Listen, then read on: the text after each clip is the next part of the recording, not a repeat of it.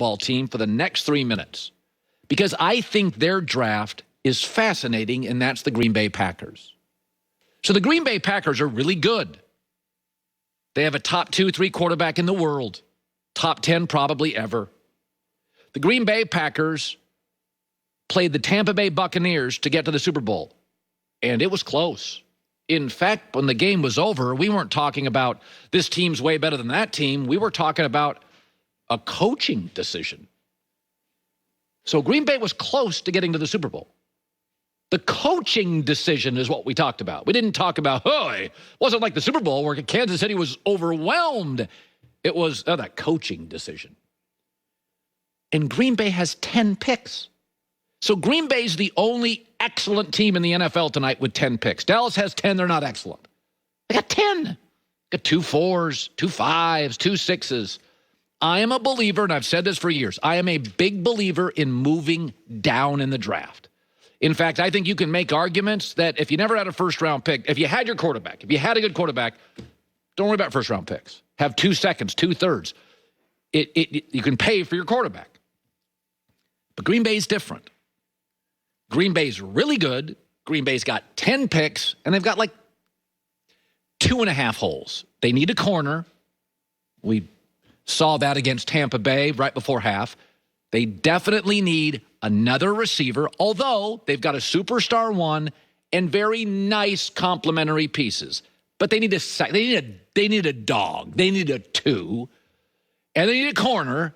And then I like their linebackers, but if one became available late first round, I'd go for it, and I'd take that. I don't think they necessarily have to move up in the first round because I do think they could solve their linebacker issue where they're at now. But when the first round's over, tonight's over, they're going to have 9 picks and holes. Anybody criticize them? Remember, last year, their first-round pick was a guy that wasn't going to play and ticked off Aaron Rodgers. I think they owe Aaron Rodgers and themselves hyper-aggressive actions probably after tonight. I do think they can land a really good linebacker, and they're not desperate at linebacker. Hell, they're not desperate at wide receiver or corner. But I think they can stay where they're at tonight and get a really nice linebacker.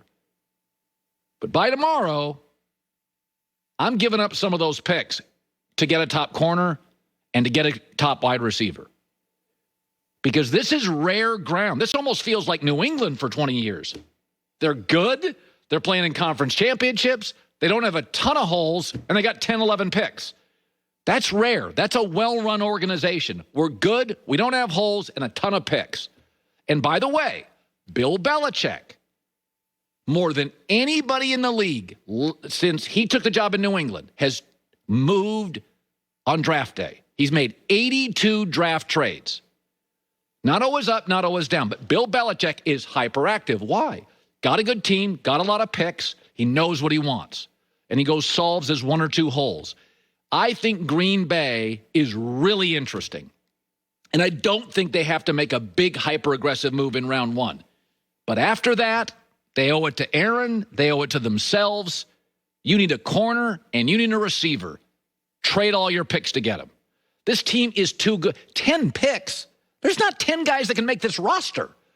Well, they lost their center to the Chargers. They have a guard they drafted a couple years ago, developed. He'll move over. They're fine.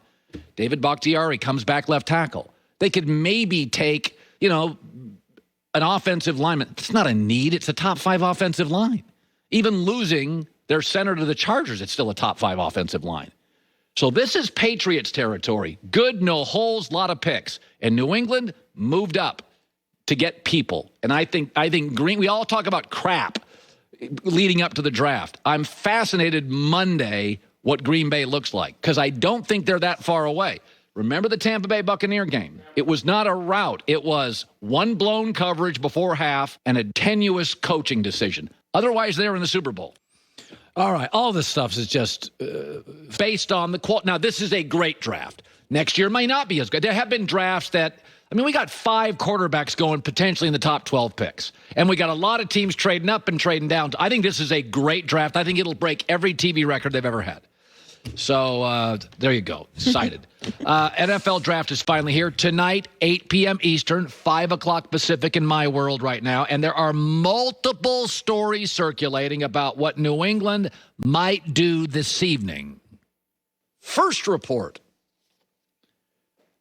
A reporter in Boston. Patriots working a new contract with Jimmy G. I made calls. I couldn't get it confirmed. Second report. Patriots talked to the Atlanta Falcons. They have the number 4 pick about trading up. Now, Atlanta's trying to drive a hard bargain. Apparently, they didn't make a deal.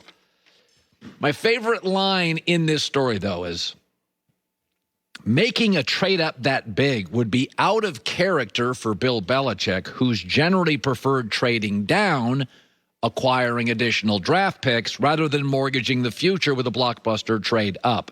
It is funny, when Tom Brady leaves, New England's now doing a lot of things out of character, like losing seasons, spending a fortune on free agency, and now potentially mortgaging the future.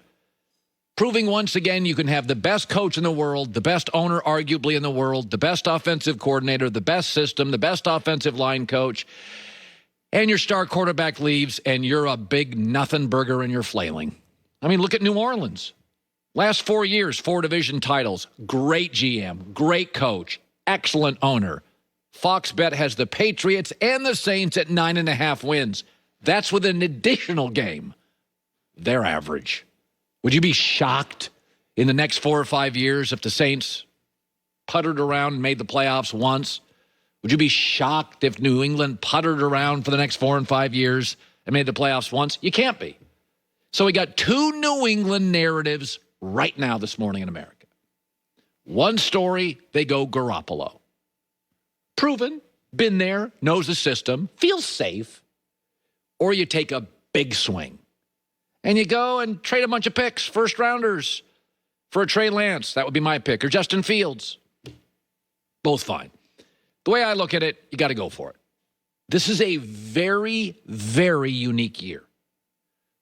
We have 4 quarterbacks. I don't count Mac Jones ever being a first-round pick. We have 4 quarterbacks in any year could be the number 1 pick. Trevor Lawrence will be the number 1 pick. He doesn't exist. It's probably Zach Wilson because he has the most arm talent, they say. Justin Fields was considered the number 2 pick several months ago, so you know he could go in some drafts as a number 1 pick. And Trey Lance, if we don't have a pandemic and Trey Lance actually plays 12 games, well, Carson Wentz from his school went number 2. Why couldn't he go number 2 or number 1? So I don't think Mac Jones is a number 1 talent, but I think 4 guys could be. You're not going to have this again. I mean, usually we have 1 really good quarterback, maybe 2. We don't have 4. To me, New England's got to go for it. And what New England does, 2 reports today, Garoppolo, they're working on a deal, or Trey Lance, Justin Fields. What New England does tells you a lot about how Bill Belichick, almost 70, thinks. If you go Garoppolo, it means we won't stink. It's safe. He knows this system. But this is a dude that can't get out of September healthy.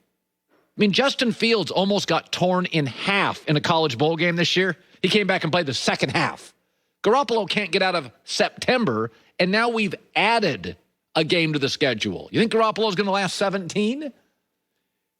Really? In the toughest division in football. All those teams are good. I mean, God, now Arizona's got J.J. Watt and Chandler Jones. And Seattle kept Dunlap. And, we all kind of know that, the Rams have Aaron Donald. And these are some of the best defensive players up front.